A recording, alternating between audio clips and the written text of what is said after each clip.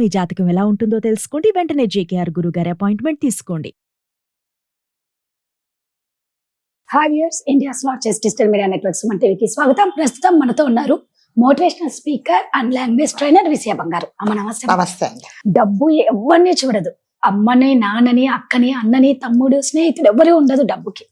ఒక ఫ్రెండ్షిప్ నిలబడాలన్నా డబ్బే, ఒకరి ఇద్దరి మధ్య నాశనం అవ్వాలి అన్నా డబ్బు. డబ్బుకి అంత పవర్. అంటే ఈ సంస్కృతి ఈ మధ్య వచ్చింది, ఇది వరకు లేదండి.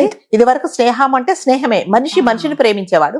ఇప్పుడు ఏంటంటే డబ్బులు ఉంటేనే ఆప్యాయత. స్నేహం వరకు మనం పక్కన పెడితే, ఆస్తి కోసం తండ్రిని చంపడం, లేకపోతే తండ్రి చనిపోతే తలకొరివి పెట్టకుండా రావడం, తమ్ముడికి ఇచ్చారు ఆస్తి నాకు ఇవ్వలేదు, అక్కకి ఇచ్చారు ఆస్తి నాకు ఇవ్వలేదు, ఈ తలకొరివి పెట్టకపోవడమే చాలా బాధాకరం అనుకుంటే, ఒక కొడుకు అన్యాయంగా అమ్మని నాని ట్రాక్టర్ తో గుద్దుకుంటూ చంపడం అనేది అబ్బో, అసలు అది చూస్తేనే ఊహించుకుంటేనే మనకు. వాళ్ళ అమ్మని చచ్చే వరకు వదలలేదంటే వాడు అసలు మనిషేనా? వాళ్ళ అమ్మ ప్రాణం తెగించి బిడ్డకు ప్రాణం పోస్తే ఈ రోజు ఆస్తి ప్రాణం తీస్తే ఎందుకు అవుతున్నారమ్మా ఇలా? అదేనండి మీరు అన్నట్టుగా. మళ్ళీ డబ్బు అంటే ఈ ప్రపంచంలో డబ్బులు మనం పుట్టాక డబ్బులు వచ్చాయా, డబ్బులు ఉన్న తర్వాత మనం పుట్టామా అనేది తెలియదు. సో జనరల్ గా అయితే మనం పుట్టాకే ఈ డబ్బులు అనేవి వచ్చాయి. ఇంతకు ముందు డబ్బులు అనేవి లేవు. ఆ డబ్బులు అనే దానికి ఎంత ప్రాధాన్యత ఇస్తున్నారంటే, ప్రాణాల కంటే ఎక్కువ డబ్బులు. ఏం చేసైనా సరే నాకు కావాల్సిన ఆస్తి రావాలి, నాకు కావాల్సిన డబ్బులు రావాలి. ఎదుటి వాళ్ళను చంపి ప్రాణాలు తీసైనా కూడా నాకు కావాల్సింది నేను తీసుకోవాలనే ధోరణిలోనే ఉన్నారు. కానీ తల్లిదండ్రిని వాళ్ళు అంటే కనీ పెంచి నవమాసాలు మోసి కనీ పెంచి తన ప్రాణాన్ని పణంగా పెట్టి నిన్న ఈ భూమి మీదకి తీసుకొచ్చింది అనేది మర్చిపోయి, మీరు అన్నట్టుగా విజయనగరం జిల్లాలో జరిగిందండి ఇది. సో తల్లిదండ్రి యాక్చువల్గా వాళ్ళు ఆ తల్లిదండ్రికి ఒక తమ్ముడు, ఈ అబ్బాయి అన్న, చెల్లి ఏంటంటే అన్ఫార్చునేట్ గా హస్బెండ్ చనిపోయాడు. ఆ హస్బెండ్ చనిపోతే ఆమెకు ఒక అబ్బాయి అమ్మాయి. సో తల్లిదండ్రి దగ్గరే వచ్చి పెరుగుతుంది. ఈ కుర్రోడికి ఈ పని చేసిన అబ్బాయికి రీసెంట్ గా పెళ్లి చేశారు. అత్తమ్మగారితో మామగారితో పడక వాళ్ళిద్దరు అబ్బాయి వేరే కాపురం పెట్టేశాడు. అయితే ఇతనికి దాదాపు ఈ తండ్రికి 20 లక్షల అప్పు ఉందట. అప్పు ఇతనికి పాపం ఉండేది ఓన్లీ 80 సెంట్ల భూమి మాత్రమే. ఆ 80 సెంట్ల భూమి ఉంటే అందులో కూడా 50 సెంట్ల భూమి అబ్బాయికి రాసేశాడు. 30 సెంట్ల భూమి ఉంటే కూతురు, ఎందుకంటే ఆమె అదేంటి హస్బెండ్ పోయి వీళ్ళ దగ్గర ఉన్నది కాబట్టి, అమ్మా ఈ 30 సెంట్ల భూమి నీవు తీసుకొని ఆమె పేరు మీద రాసి, ప్లస్ నాకు 20 లక్షల అప్పు ఉంది, ఈ అప్పు నువ్వు మెల్లమెల్లగా తీర్చుకోమని చెప్పాడు. ఈ అమ్మాయి కూడా అలాగే చేస్తూ వచ్చింది.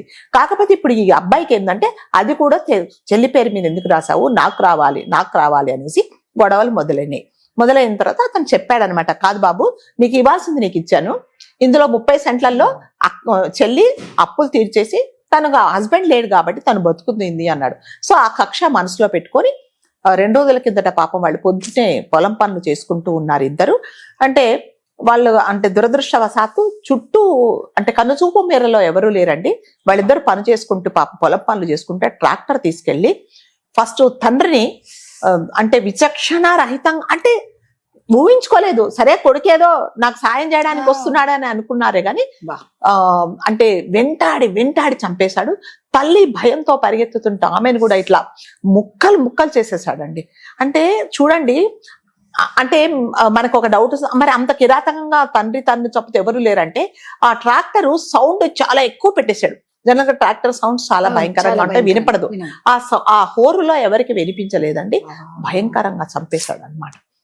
చంపేసి ఏం చేశారంటే, తనే వెళ్ళి పోలీస్ స్టేషన్కి వెళ్ళాడు, నేను మా అమ్మని నాన్నని చంపేశానని చెప్పేసి. పిల్లలు కడుపున పుట్టిన పిల్లలే తండ్రికో ఆస్తుల కోసము డబ్బుల కోసము చంపేస్తూ ఉంటే ఆ తల్లి తండ్రి ఎవరి దగ్గరికి వెళ్ళాలి చెప్పండి? డబ్బులకున్నంత ప్రాధాన్యత డబ్బులు ముఖ్యమే, కానీ వాళ్ళకి నిన్ను కనే పెంచిన తల్లిదండ్రులు అనేది కూడా ఆలోచించకుండా అతి కిరాతకంగా అలా చంపుతున్నప్పుడు ఏమాత్రం ఒక్క క్షణం కూడా వీళ్ళు మా అమ్మ నాన్న కదా కూర్చొని మాట్లాడుకుందాము అనేది ఒక్క నిమిషం కూడా అబ్బాయి ఆలోచించకుండా చంపేశాడు. 22-23 ఇయర్స్ అండి అబ్బాయి కూడా. ఎంతో భవిష్యత్తు ఉన్న అబ్బాయి అలాంటికి అంత క్రూరమైన ఆలోచన వచ్చి, అతడు ఏదో పోట్లాడేసి కోపంతో చేసింది కాదండి, ఇదంతా ఆల్రెడీ ప్లాన్డే ఉంటది. ఇప్పుడు ఎప్పుడైనా సరే ఇప్పుడు ఒకవేళ ఇంట్లో గొడవ జరిగితే వెంటనే నువ్వు అది చేయలా, ఇది ఎప్పటి నుంచో జరుగుతున్నది అనమాట. అంటే డబ్బులు అనేది మనుషులకి మీరు అన్నట్టుగా ఈ ప్రపంచంలో డబ్బులకు ఉన్నంత విలువ మనుషులకు ఉండటం లేదు. డబ్బులు ఉంటే చాలు. ఇద్దరి మధ్య చిచ్చు పెట్టాలి అంటే డబ్బే, ఇద్దరిని బాగా కలపాలి అన్నా డబ్బే.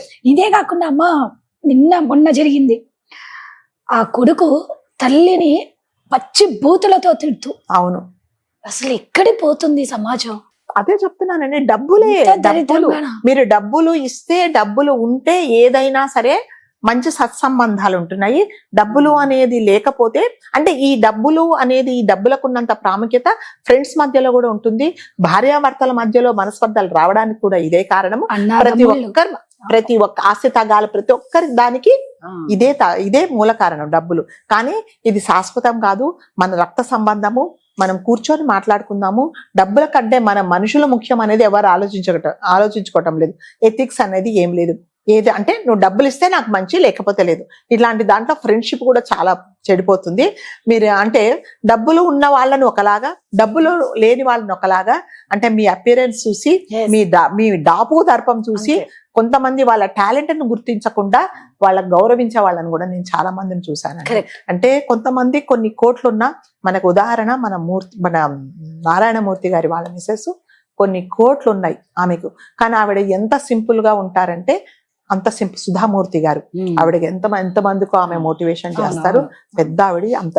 మరి ఆవిడని చూసా నిజంగానంటే, నారాయణమూర్తి గారిని పక్కన పెట్టుకొని, ఆవిడ మైక్రోసాఫ్ట్ ని పక్కన పెట్టుకొని, నిజంగా ఆమెను ఒక వ్యక్తిగా చూస్తే ఆమె దగ్గర అసలు ఆమెను చూసి డబ్బులు ఉన్న ఆవిడే అని అనుకోరు. ఎవరికి తెలియదు. అంటే అతనితో కంపేర్ చేసుకొని, అతని ఫ్యామిలీకి సంబంధించిన ఆవిడ అంటేనే ఈవిడకి దగ్గర ఇన్ని కోట్లు ఉన్నాయని. మరి ఆవిడ ఎలా ఉన్నారండి? అంటే డాబు దర్భం చూపిస్తేనే మీరు మనుషులకు విలువ ఇస్తున్నారు. మరి ఆవిడకి కూర్చొని తింటే కూడా తరతరాలకు తరగని ఆస్తి. ఎంత సింపుల్ గా ఉంటారంటే ఆవిడ, అంత సింపుల్ గా ఉంటారు. చెప్తున్నాను అంటే డబ్బులు అనేది మనుషులకు అంత ప్రాధాన్యత అయిపోయింది. డబ్బులకు ఉన్న విలువ మనుషులకు ఇవ్వటం లేదు. అది మరి ఇది ఎన్ని రోజులు కొనసాగుతుందో ఏమో తెలియట్లేదండి. పద్ధతి పాడు ఏమి లేదు. డబ్బులు ఉంటే మర్యాద, డబ్బులే అంటే చాలా మంది నేను పెళ్లిళ్ళల్లో కూడా చూసానండి, వాళ్ళ దాపు దర్భం చూసి అదేంటి వాళ్ళకు మర్యాదలు చేయడము.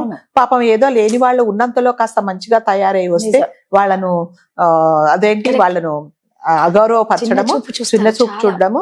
అంటే పెద్ద హాల్లో చైర్స్ లో కూర్చుంటే కూడా నేను చూసాను. నేను మొన్న ఒక పెళ్లికి వెళ్తే పాపం పిలిస్తే వాళ్ళేదో ఉన్న దాంట్లో సాధారణంగా తయారై వస్తే వాళ్ళు ముందు కూర్చుంటే, మీరు ఇక్కడ కూర్చోకూడదు, వెనక్కి వెళ్ళి కూర్చోమని చెప్పారండి వాళ్ళకి.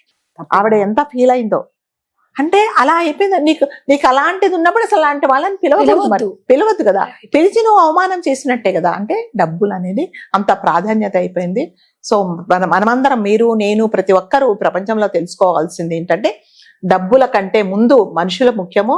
మనుషులు అంటే డబ్బులు ఇవాళ పోతే మనం రేపు సంపాదించు, మనిషి మధ్యలో సత్సంబంధాలు తెగిపోతే అది మళ్ళీ రావు అనేది ప్రతి ఒక్కరు తెలుసుకోవాలండి. Thank you.